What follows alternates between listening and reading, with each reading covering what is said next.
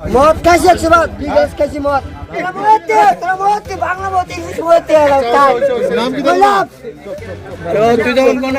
তোমার নাম কি? তোমার নাম কি? আমার নাম সাদ্দাম হোসেন। আমি মায়ের ডল লাগাইছি 28 বছর। তোমার মায়ের কি রেডল লাগাইছো? আমি মায়ের ডল লাগাইছি আমার বউ।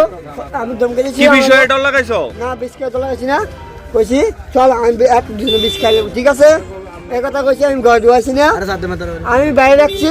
আমার বোনের লাগে আসছিল, উল্টা আমার মানতেন না আর ডুবিলে আমার বাঁচছে। তুই মদ খাইছিস তুই?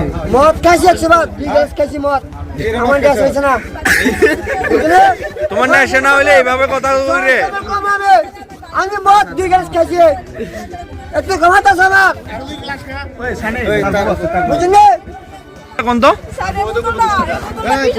আমার বাচ্চারা ঘুমাইয়া ছিল, ঘুমের থেকে তুইলে বিষ খাবার হচ্ছে স্যার। আমার মাসে মাসে আমি বাচ্চাটা দিয়ে আমার বাচ্চাটার মতো আমার লগে দিতে না, তারপরে বাচ্চাটার বিষ খাবার হচ্ছে। কে মারছে? কে মারছে? আমার হাজবেন্ড আমার মারছে।